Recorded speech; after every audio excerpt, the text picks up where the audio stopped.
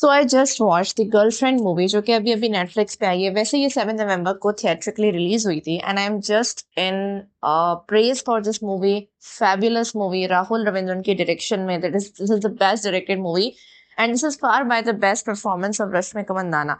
सो इस मूवी को लेके मैं थोड़ी सी बात करूंगी। It's a spoiler free review. जल्दी से दी हॉट प्लैनेट सब्सक्राइब कर लीजिए and don't forget to like and share the video. तो जी द गर्लफ्रेंड एक ऐसी मूवी है जिसमें आपको एक बहुत ही जानी मानी स्टोरी लगेगी। आपको ऐसा कुछ नहीं लगेगा शुरू में देख के कि ये कोई ऐसी स्टोरी है that is something new, unique या आउट ऑफ द बॉक्स आई है। इससे आपको बहुत सारी फैमिलियरिटीज होंगी कि ऐसी स्टोरीज तो हम कई बार देख चुके हैं। और the good part is that जो उसमें जो टॉक्सिसिटी एंड जो कंट्रोलिंग एंड डोमिनेंस बिहेवियर दिखाया गया है वो ग्लोरीफाई नहीं किया गया। That is the most powerful and positive thing about this movie. It is an Indian Telugu film. और कितनी सारी मूवीज हैं जो कि जो आ रही हैं जिसके बारे में मैं भी बात करती रहती हूँ because they glorify the worst kind of behaviours in certain ways. और एंड में जो है वो the heroines end up saying that we are the ones on fault. So ये मूवी आपको एक बहुत ही पावरफुल मैसेज देने वाली है फॉर दोज गर्ल्स जो कि एडमिशन्स ले रही हैं यूनिवर्सिटीज में, हॉस्टल्स में रहती हैं, उन जगहों पे क्या क्या होता है। For those it is also a great message for the boys as well because जिसमें बॉय है प्लेड बाय दीक्षित शेट्टी। वो एक कम्प्लीटली विक्रम का रोल वो प्ले कर रहा है and he is not completely N abuser type of person. This highlights the emotional stability of the people, specially जो कि रिलेशनशिप्स बनाते हैं ड्यूरिंग देयर स्टडीज। सो ये उनके लिए भी मैसेज है because the boys question themselves कि हम कौन सा जो है वो ऐसा चीज कर रहे हैं जिससे जो है वो हमारे पार्टनर को हर्ट हो। लेकिन बाज दफा आंसर जो है वो उस बिहेवियर में नहीं होता जो आप समझ रहे हो कि वो हर्टफुल है। Sometimes controlling your partner is enough to break them. ये मूवी एक बहुत ही खूबसूरती से एक स्टार्ट लेती है जिसमें Rashmika Mandanna is playing the character of Bhuma Devi and वो एक ऐसी लड़की है जिसकी माँ उसकी पैदाइश पे उसकी डेथ हो गई थी। उसके फादर हैं पीछे लेकिन उसके फादर से भी उसका कोई ऐसा रिलेशन नहीं है जो बहुत ही इमोशनल बॉन्डिंग के ऊपर बेस करता हो। और वो जो है उसके बाद उसकी दोस्ती जब विक्रम से होती है, विक्रम से उसकी इस तरह दोस्ती होती है कि विक्रम खामखा हीरो बनता है उसके लिए जब वो खामखा किसी से लड़ लेता है फिर वो उसकी बैंडेज करती है, दैट्स इट। एंड फिर वो उसको मूवी देखने के लिए बुलाता है और वहां से उनकी सारी चीजें जो स्टार्ट होती हैं। सो फर्स्ट ऑफ ऑल आपको ऐसा फील होगा कि why the girl is involving herself into that thing अगर वो नहीं चाहती from the first place. So sometimes consent जो होता है वो ऐसे नहीं होता कि you should have the consent by giving them chance. Are you ready for any kind of a relationship? This is consent. इसकी वैल्यू जो है वो इस मूवी में बताई गई है कि the girl was going with the flow, जो भी चीज होती जा रही थी and she was basically a very simple type of girl. और इसमें एक और लड़की है by the way, that actress plays her character very well as well. So वो लड़की जो है वो विक्रम के पीछे है लेकिन आहिस्ता आहिस्ता जब उसे रियलाइज होता है कि विक्रम की जो गर्लफ्रेंड है वो कितनी स्वीट लड़की है एंड वो उसके लिए पिटी फील करती है कि इसके साथ तो खुद गलत हो रहा है और विक्रम इसके लिए बिल्कुल ठीक नहीं है। फिर ये मेंटलिटी दिखाई गई है कि जो लोग अपने पार्टनर्स में अपनी वाइफ्स उनको बनाना चाहते हैं, उनसे बहुत प्यार करते हैं कि वो सिंपल सी हो, ये हो, इसलिए क्योंकि वो उसमें अपनी माँ देख रहे हैं। सो वो बहुत ही अमेजिंग डायरेक्शन है कि जिस तरह वो उसकी माँ से भी मिल के आती है और उसकी माँ जो है वो उसकी क्या पर्सनैलिटी हो गई है, किस तरीके की हो गई है वो कि वो जबान तक नहीं है उसके मुंह में, वो आंखें उठा के देखती नहीं है और इस चीज को उसका बेटा आइडियलाइज कर रहा है कि ये लाइफ होती है, पहले की औरतें तो देखो ऐसी होती थी। सो ये इतना प्रॉब्लमैटिक उसका माइंडसेट है और यही चीज वो अपनी ही उसमें भी देख रहा है, फ्यूचर वाइफ टू बी में भी देख रहा है और चाहता है कि वो भी ऐसी हो। सो इस चीज से जो है वो अट्रैक्ट हो रहा है एंड जो दूसरी लड़की उसके पीछे थी उसको जो है वो क्यों नहीं अपनी जिंदगी में एंटर होने दे रहा था बिकॉज ही नोज कि ये वो काइंड ऑफ लड़की नहीं है। She can stand for her rights, she knows her rights as well. तो उसको जिसको अपने बारे में पता है वो उसको जब अपने साथ नहीं अटैच करवाना चाह रहा। तो ये जो तो माइंडसेट दिखाया है कि जैसे वो कोई बहुत ज्यादा काइंड है, वो स्वीट लड़की है, इस वजह से उसके पीछे पड़ रहा है। No, that's not all. The girls should understand कि वो जो है वो क्यों किसी को पसंद आ रही है, what kind of people they are attracting. So that's why this movie is very important in highlighting the major issue. Glorify नहीं किया गया, बहुत अच्छे तरीके से कैरेक्टर को बिल्डअप किया गया है, कैरेक्टर डेवलपमेंट की गई है। कुछ सीक्वेंसेस हैं जो बहुत ज्यादा रेपिटेटिव हैं, बहुत ड्रैग हो जाएगी थोड़ी सी, इमोशनली ड्रेनिंग बहुत ज्यादा। It's not an easy watch, you have to be invested emotionally, mentally into this movie, जब तभी जाके आपको मजा भी आएगा, समझ भी आएगा, थोड़ा पेशेंस भी दिखाना पड़ेगा।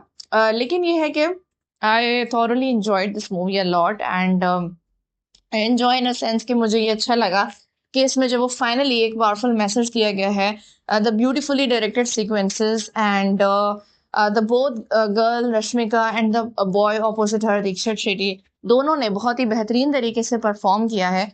अच्छा, उस लड़के को अभी भी ये नहीं पता, शुरू में वो समझ रहा है कि मैं सच में उससे प्यार करता था, जब उससे ब्रेकअप करती है तो वो उसके दोस्त उसे बहकाते हैं और फिर वो जिस तरीके से, जिस ह्यूमिलिएटिंग तरीके से वो उससे बदला लेता है, so that was so disturbing. और फिर उसका अपना ही दोस्त उसे हकीकत दिखाता है कि बेसिकली तुम हमारे जैसे दोस्त चाहते हो, तुम उस जैसी लड़की चाहते हो, तुम एक्चुअली हमसे प्यार नहीं करते, क्योंकि वो तुम्हें कंट्रोल करने देते हैं, तुम्हें फील होती है पावर उनके ऊपर, जो तुम्हारी हर बात में हाँ मिला है। So that is the emotional abuse and that is the dominance, the kind of this generation is seeking now, जो अब्यूज को समझ तो गई है लेकिन आधा अधूरा समझी है, और अब जो वो मूव ऑन करके एक नए अब्यूज की तरफ मूव ऑन कर चुकी है। सो रिलेशनशिप में अगर आपको कभी भी क्लॉस्ट्रोफोबिक फील हो रहा है, कि आपको घुटन महसूस हो रही है, आपको चार दीवारी अपने ऊपर बंद होते हुए महसूस हो रही है, दिखाई दे रही है, so this is not the right kind of relationship and you have to get out of it immediately. और जिस तरीके से उसका फादर का वो पूरा सीन था, कि जब उसके फादर को पता चलता है, वो आते हैं, उनकी और विक्रम की लड़ाई होती है, उसमें जो सारी ह्यूमिलिएशन हो रही होती है एक्चुअली भूमा की, so that was so heart wrenching to see. And in the end जब भूमा इतनी ज्यादा डेवस्टेटेड हो जाती है इन सारी बातों से, और उसके बाप ने भी जो है वो उसे किस किस तरीके की बातें सुनाई, सो ऑब्वियसली वो भी हर्ट थे। तो फिर जो उसकी रश्मिका ने जो उस वक्त एक्टिंग करी है, the painful cry she made, ये इस चीज की बहुत ज्यादा जरूरत थी मूवी में, बिकॉज इनफ उसके साथ हो चुका था। और अब हमने अभी तक जो है वो भूमा के कैरेक्टर में बेबसी देखी, मायूसी देखी, उदासी देखी, कंफ्यूजन देखी, लेकिन हमने एंगर नहीं देखा उसका। सो एक ब्रेकिंग पॉइंट आता है ऐसे इंसान का भी, जिसपे वो टूट के बिखर जाता है और फिर वो अपना गुस्सा शो करता है।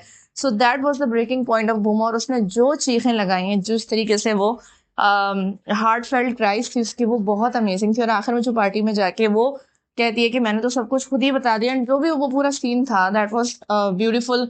और फिर आखिर में भूमा को एक अच्छी लाइफ स्पेंड करते हुए भी दिखाना, that was so positive and thoughtful of the movie, कि उसको जब उस तरीके से नहीं दिखाया कि या तो उसने अपने आप को खत्म कर लिया या जिंदगी खत्म हो गई। सो that was a beautiful message. And ये भी नहीं दिखाया कि अब वो उसकी किसी अच्छे इंसान से शादी हो गई, because sometimes you are better alone. This is not necessary कि हर टाइम आपको कोई पार्टनर ही मिले, अगर आप अपने लिए सर्वाइव कर सकते हो, अपने लिए जी सकते हो, सो ये बहुत इनफ होता है, and that is a very good thing.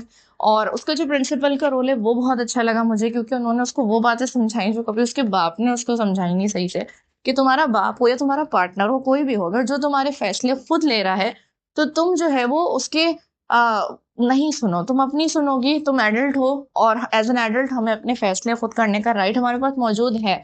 तो ये मूवी बहुत सारे इंपॉर्टेंट ऐसे बेसिक राइट के मैसेजेस को हाईलाइट करती है। ऑल्सो कुछ चीजें जो बहुत ज्यादा नेचुरल थी, कि जिसमें कुछ भी स्टूडेंट्स करते फिर रहे हैं, रूम्स में एक दूसरे के मौजूद हैं, गर्ल्स हॉस्टल में बॉयज हैं, बॉयज हॉस्टल में गर्ल्स जा रही हैं, लेकिन प्रिंसिपल और हेड्स जो है वो नोटिस नहीं कर रहे।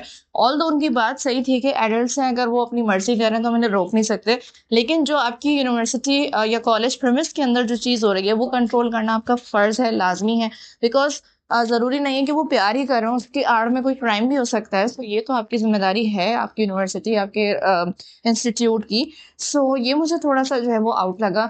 बाकी कुछ चीज़ें थी जो बहुत ज़्यादा वेल डायरेक्टेड थी, ब्यूटीफुली पोर्ट्रेट थी, एंड रश्मिका की जो कैरेक्टर डेवलपमेंट हुई है वो बहुत अच्छे तरीके से हुई है। Sometimes her dialogue delivery irritates me, the way she delivers, but otherwise the overall performance by Rashmika Mandanna was absolutely good, and it is a really improving part of her character, कि उन्होंने अच्छे से जब उस चीज़ को deliver किया अपने तमाम डायलॉग्स को।